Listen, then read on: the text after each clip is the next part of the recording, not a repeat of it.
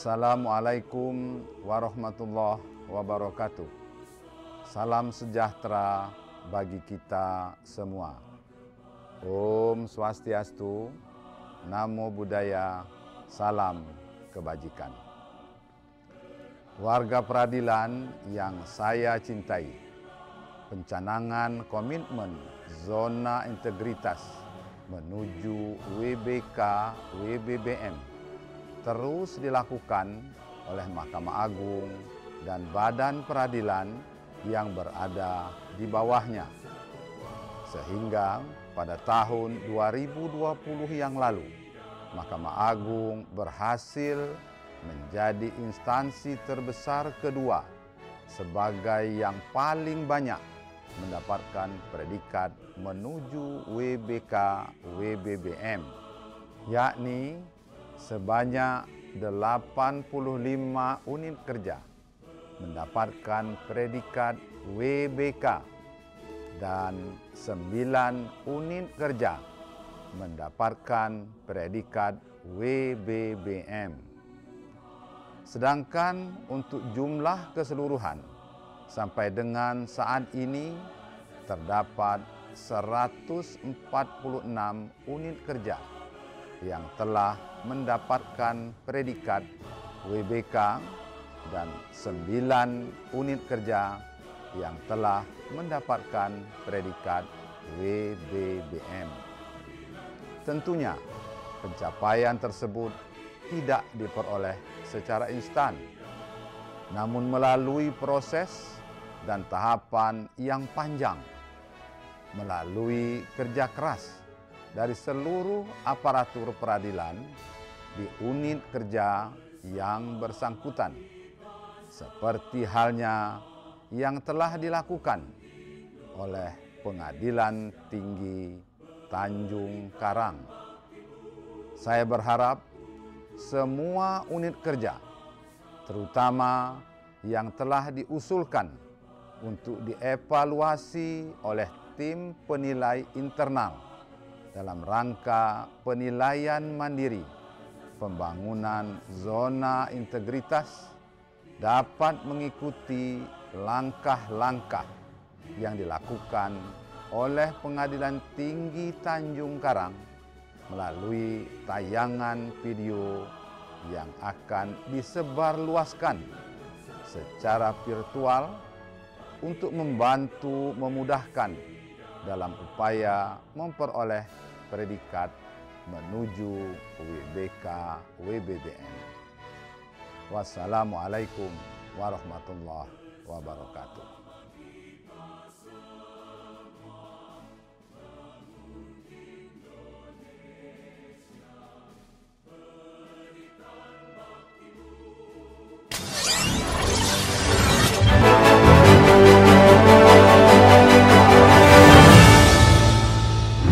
Assalamualaikum warahmatullahi wabarakatuh. Waalaikumsalam warahmatullahi wabarakatuh.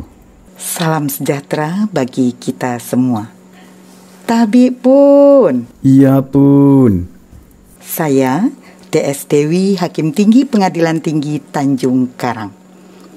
Di episode pertama ini, kita akan berbincang-bincang dengan Ketua Pengadilan Tinggi Tanjung Karang tentang tips dan trik pembangunan zona integritas di Pengadilan Tinggi Tanjung Karang yang telah mendapatkan predikat wilayah bebas korupsi dan wilayah birokrasi bersih melayani dari Kemenpan RB pada tahun 2019 dan 2020 yang lalu. Baiklah pemirsa, telah hadir bersama kita narasumber Bapak Haris Mardianto. Mohon maaf saya memakai masker. Silakan. Terima kasih atas perkenan Bapak untuk berbagi pengalaman, tips and trik di kesempatan ini. Sejak kapan Bapak Haris bertugas di Pengadilan Tinggi Tanjung Karang dan dapat diinformasikan ketika Bapak mulai bertugas, apakah pembangunan zona integritas di Satker ini sudah berjalan? Saya bertugas di Pengadilan Tinggi Tanjung Karang ini, Ibu, sejak bulan September 2019. Dan pada saat itu keluarga besar Pengadilan Tinggi Tanjung Karang sedang berjuang untuk meraih WBK yang sebelumnya dipimpin oleh Bapak Zaid Umar Bob Said sebagai KPT Tanjung Karang sebelum saya. Alhamdulillah kami mendapatkan anugerah predikat WBK dari Kemenpan RB, dan di waktu bersamaan beliau juga mendapat predikat sebagai Bapak Pelopor Perubahan. Ya, setelah mendapat predikat WBK di tahun 2020 akhir, Pengadilan Tinggi Tanjung Karang mendapat predikat WBBM. Lalu apa saja tips dan trik yang Bapak lakukan untuk mempertahankan WBK dan memperjuangkan WBBM? Di awal tahun 2020, tepatnya bulan Januari, kami telah melakukan monitoring dan evaluasi terhadap kegiatan di tahun 2019 yang lalu.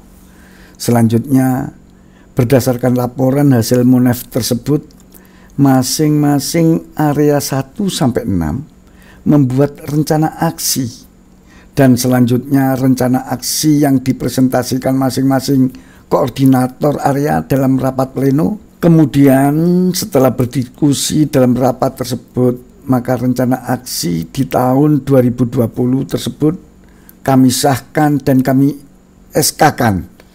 Dan setiap bulan kami melakukan rapat Monef, apakah rencana aksi yang telah kami sahkan sudah dilaksanakan atau belum sesuai dengan target prioritas yang relevan dengan tujuan pembangunan ZI. Apabila ada kendala Ibu, maka Ketua Zona Integritas menyampaikan rekomendasi dan selanjutnya kami menindaklanjuti dan memberikan solusi. Baik Pak, yang Bapak jelaskan tadi merupakan salah satu indikator kegiatan area 1. Betul itu. Selanjutnya, apakah ada media yang digunakan untuk mensosialisasikan pembangunan ZI di Satker Bapak? Dulu di tahun 2019 saat kami ingin meraih WBK, pembangunan zona integritas disosialisasikan melalui website, medsos, dan public campaign turun ke jalan Ibu. Selanjutnya di tahun 2020 kita perluas media publikasi ini melalui videotron di lokasi publik di pelabuhan dan bandara. Dan di tahun 2021 ini kami telah memperluas publikasi melalui kerjasama lintas sektoral dengan pemerintah provinsi dengan tujuan agar seluruh kegiatan pembangunan zona integritas kami terpublikasi, diantaranya kampanye anti gratifikasi dan pelayanan publik melalui aplikasi. Sudah 3 indikator yang Bapak jelaskan dari area 1. Kita jangan lupa bahwa ada satu lagi indikator yang sangat penting, yaitu perubahan pola pikir dan budaya kerja. Apa tip dan triks untuk merubah pola pikir dan budaya kerja di internal maupun eksternal? Sebelumnya di tahun 2019 kami membangun silaturahmi dengan pimpinan dan keluarga besar melalui pengajian rutin setiap minggu, family gathering, dan senam bersama.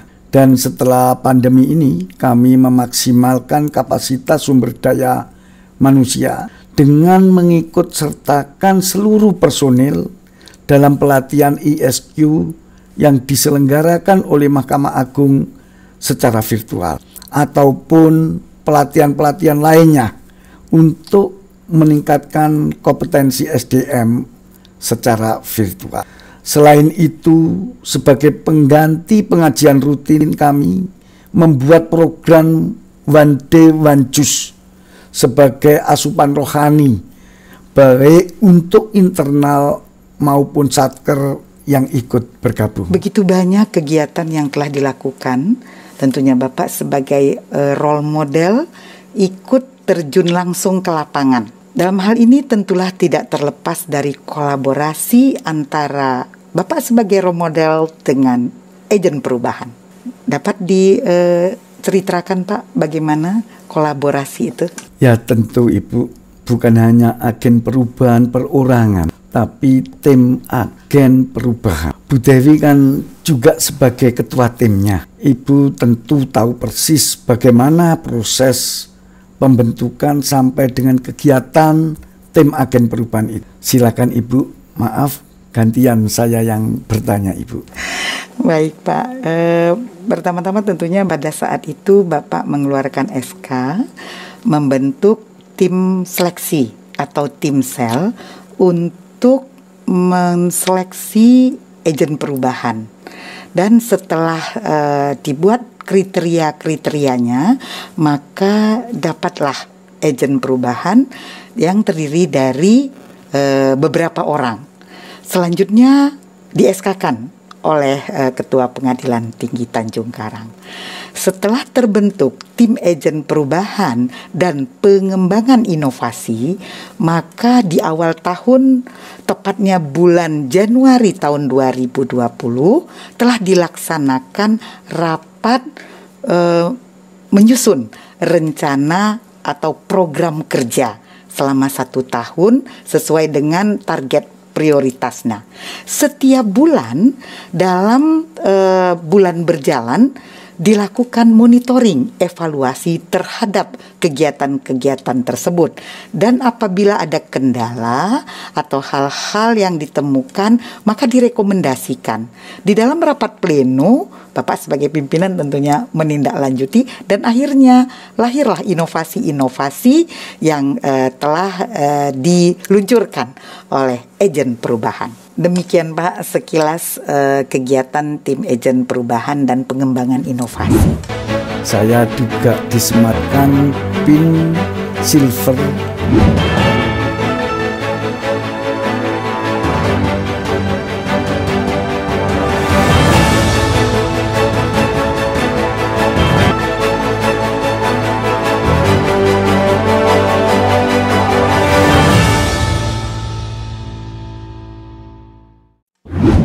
Selanjutnya, adakah tips lain untuk merubah pola pikir dan budaya kerja? Ingat kami pada saat kita diberi penghargaan berupa sertifikat WBK oleh Kemenpan. Saya juga disematkan PIN Silver berlogo WBK. Pada saat itu saya perbanyak PIN tersebut untuk keluarga besar PT Tanjung Karang. Begitupun dengan PIN emas WBBM. Apa ini itu? Ya Pak ya? Iya betul Ibu. Apa tujuannya? Tujuannya adalah untuk memotivasi diri dan menjaga integritas diri agar tidak melakukan hal-hal yang negatif. Sebaliknya bagi publik yang melihat ada PIN tersemat di dada SDM di Satker kami, timbul rasa segan untuk mencoba memberikan gratifikasi dan sejenisnya Ibu. Ya. Luar biasa Pak. Jadi PIN ini salah satu upaya tips untuk memotivasi keluarga besar agar tidak melakukan hal-hal yang negatif tanda kutip begitu. Betul, ya Pak ya. Ya. Baik, kemudian kegiatan di area 2 yang paling diunggulkan dalam proses pembangunan ZI apa saja Pak? Selain kegiatan-kegiatan rutin sesuai dengan indikator area yaitu mengenai SOP, pemanfaatan e-office, dan keterbukaan informasi.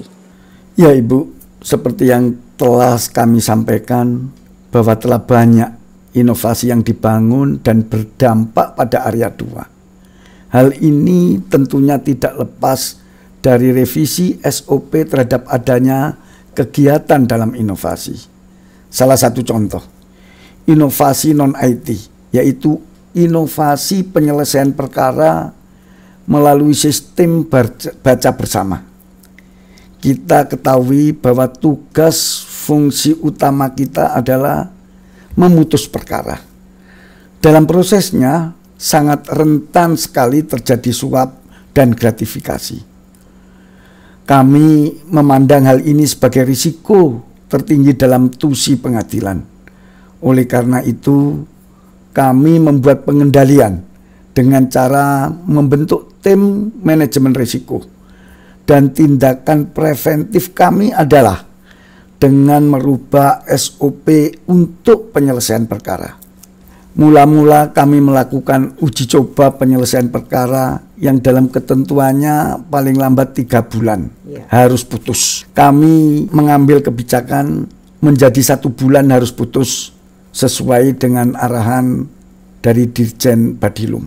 Ternyata setelah dilakukan monitoring dan evaluasi, tingkat keberhasilannya cukup signifikan, Ibu. Maka selanjutnya kami merevisi kembali SOP tersebut. Dari semula 1 bulan menjadi 11 hari kerja untuk perkara pidana dan 18 hari kerja untuk perkara perdata. Hingga saat ini semuanya berjalan baik, tidak ada tunggakan perkara. Bagaimana mengenai kualitas putusan, Pak? Mengenai kualitas ini, Bu, kami tetap menjaga dan tetap teruji. Dan yang kami lakukan ini ternyata dampaknya luar biasa, Ibu. Secara implisit kami dapat mengurangi intervensi negatif dari pihak-pihak yang berperkara karena waktu yang dipersempit. Dan hakim kami, majelis hakim kami menjadi lebih produktif, Ibu. Selanjutnya indikator kinerja tentang e-office dan keterbukaan informasi. Tips apa yang bisa Bapak bagikan?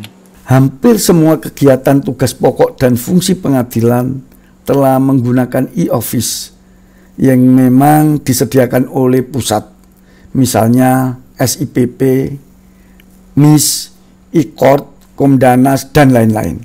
Tetapi selain itu, kami juga membangun inovasi internal untuk mendukung kinerja agar lebih efektif dan efisien. Contohnya, Ibu, kita membangun aplikasi Sinoka, Siperka, Sidawai, Aldilan, dan aplikasi eksternal seperti Sijangan, Simonding, e-eksekusi, e-riset, e-permohonan sumpah advokat, Avita, IPK dan IKM online.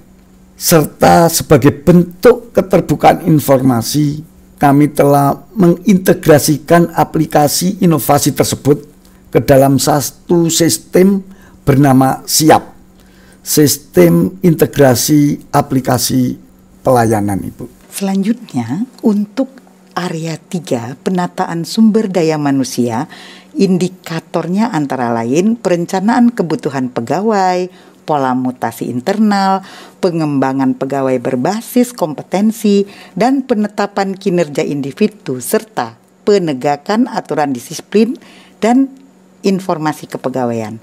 Semua kegiatan indikator tersebut tentunya sudah dilaksanakan sesuai ketentuan dan eviden yang ada.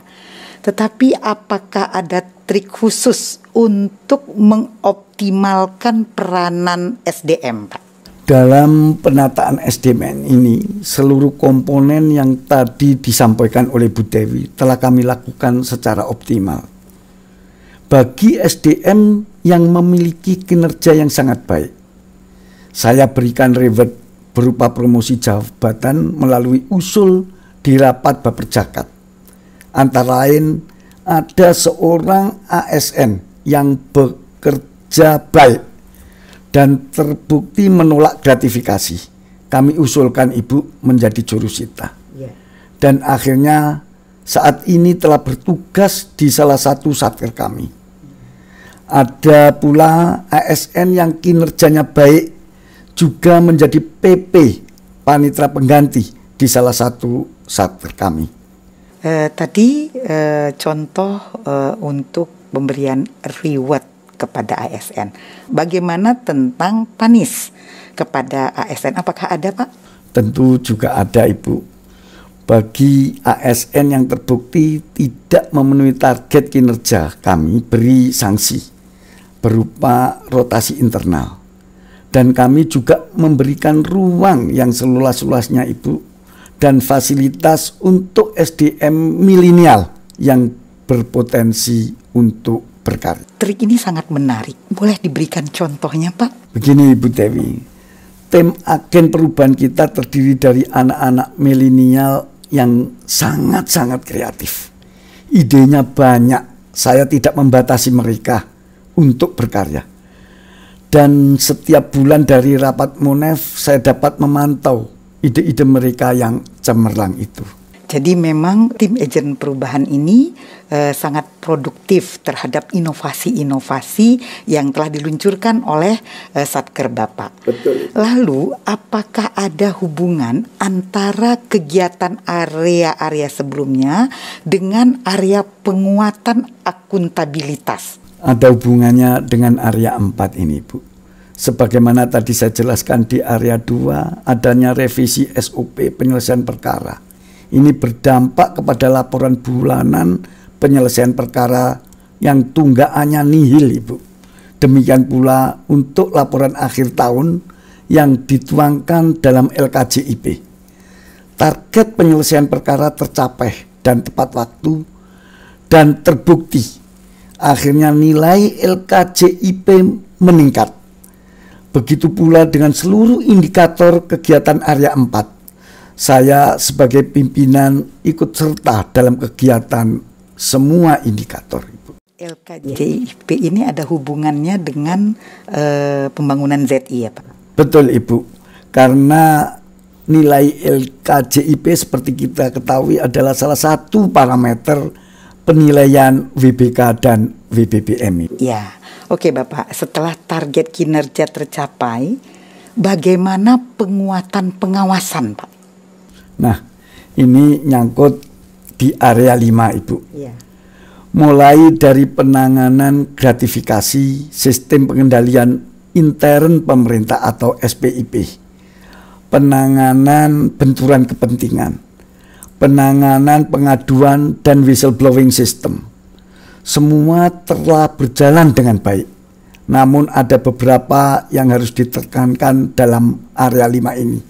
Di antaranya, tim manajemen risiko menganalisis risiko dan kemudian melakukan monef terhadap risiko tertinggi di setiap bagian. Dan untuk menurunkan nilai risiko tersebut, kami mengendalikannya dengan membuat inovasi-inovasi.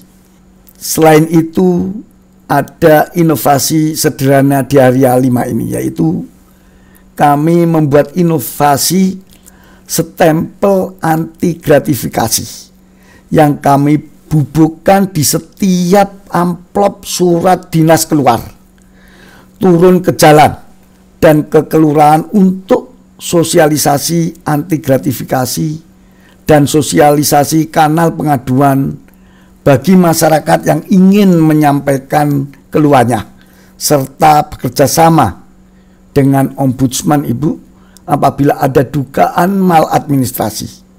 Kami sediakan layanan call center. Ya, saya tertarik dengan stempel gratifikasi. Jadi setiap masyarakat, setiap lembaga yang menerima surat dari kita telah mengetahui dan telah memahami bahwasanya di Satker ini tidak akan menerima gratifikasi. Betul, Ibu. Tolak gratifikasi gitu. Betul, ya Pak ya. Ibu. Luar biasa. Bagaimana Bapak mengantisipasinya?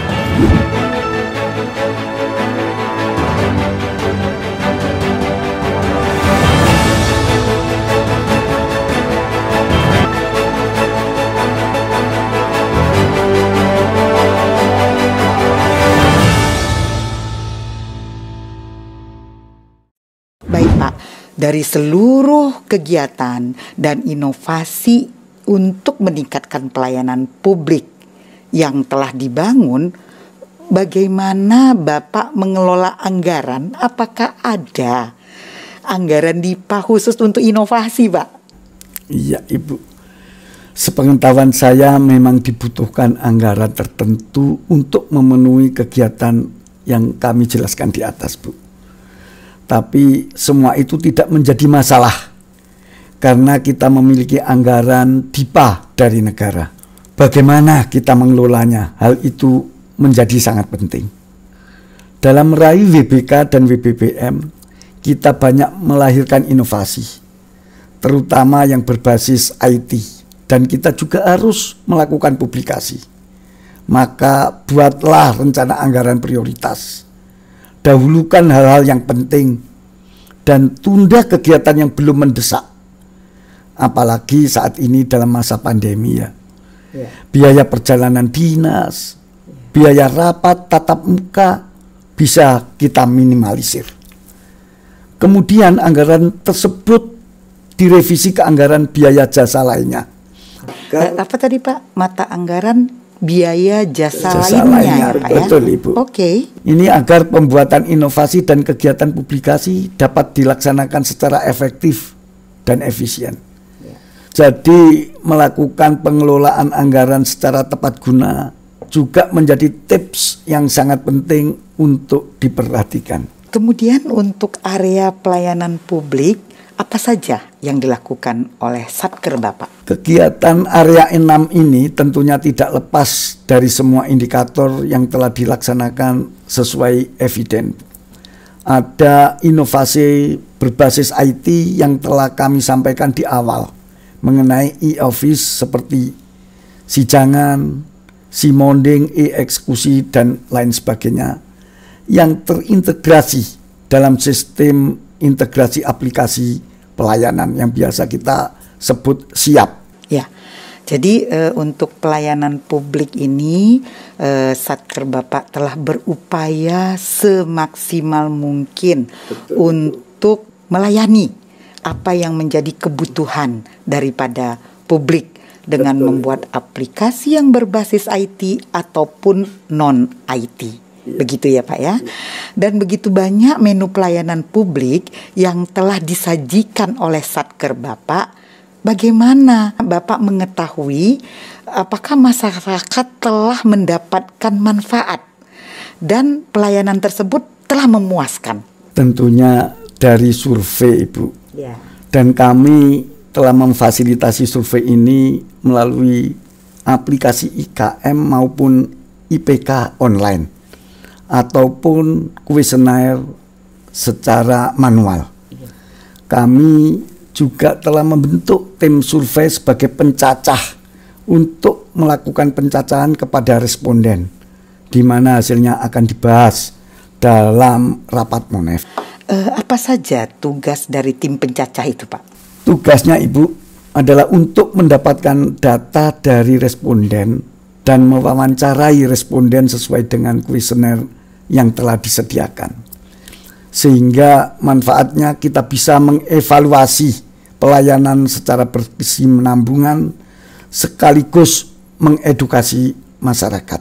Ya, jadi tim pencacah ini adalah bahagian dari tim survei yang tugasnya melakukan wawancara kepada responden. Betul. Dan ini akan diolah apa yang dihasilkan di dalam monitoring evaluasi untuk internal. Evaluasi ini sangat dipentingkan untuk memperbaiki pelayanan ke depan. Betul. Dan untuk masyarakat mengedukasi ya Pak ya, tentunya masyarakat itu kadang-kadang ada yang tidak mengerti apa sih manfaatnya survei dan lain sebagainya. Betul, begitu ya Pak ya. Ya Pak, adakah peran pengadilan tinggi dalam mengembangkan akses to justice kepada masyarakat sebagai forhos Mahkamah Agung, tentunya satker-satker yang di bawah wilayah hukum Bapak, apa yang dilakukan Pak? Untuk penguatan pelayanan publik melalui implementasi akses to justice terhadap perkara perdata tentu melalui mediasi Ibu, dan perkara pidana melalui restoratif justice. Ya, kita juga ingat Pak, beberapa waktu yang lalu Direktur Jenderal Badan Peradilan Umum telah mengeluarkan SK tentang pedoman implementasi RJ terhadap perkara-perkara pidana. Betul, begitu ya Pak ya, untuk mengoptimalkan, memberikan akses keadilan kepada para pencari keadilan khususnya dalam perkara pidana. Begitu ya Pak ya.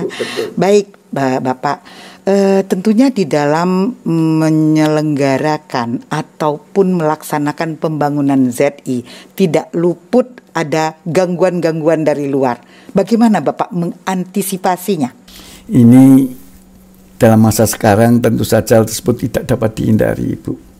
Dan saya mengantisipasi hal tersebut ke arah manajemen media. Saya rasa hal ini sangat diperlukan karena media juga berperan penting dalam membentuk citra sebuah lembaga. Kami sedapat mungkin melakukan pemantauan dan evaluasi terhadap media-media dalam membuat berita.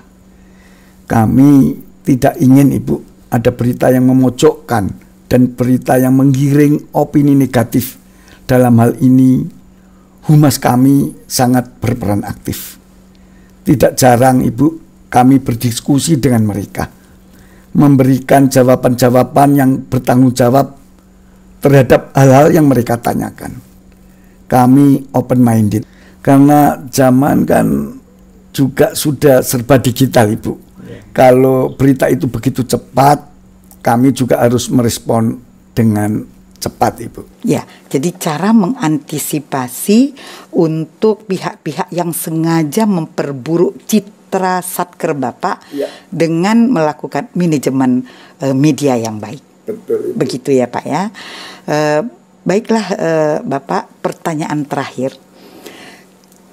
Tips apa yang menjadi kunci keberhasilan, dan boleh nanti disampaikan juga closing statement dari Bapak sebagai role model.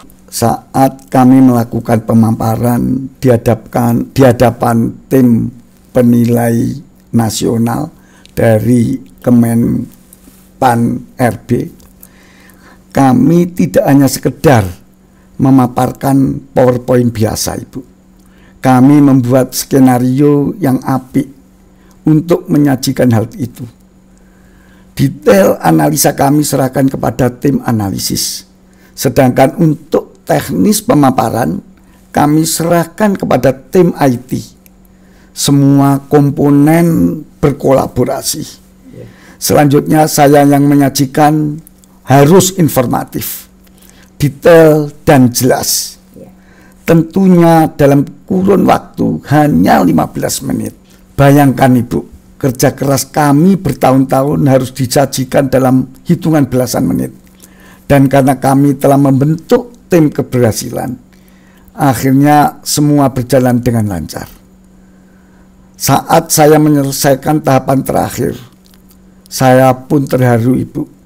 Bagaimana bisa tim ini bekerja dengan tulus, namun hasilnya bisa maksimal. Hanya Tuhan yang dapat membalasnya. Sungguh luar biasa Pak perjuangan dari tim Pokja Pembangunan ZI di Tanjung Karang. Statement terakhir dari Bapak boleh disampaikan. Statement dari saya yang terakhir, Bu, ada 5K, Ibu. Kerja keras, kerja ikhlas, kerja cerdas, kerja tuntas, dan kerjasama. Dan semoga spirit ini tetap terjaga sembari kami mempertahankan zona integritas dengan predikat WBK dan WBBM.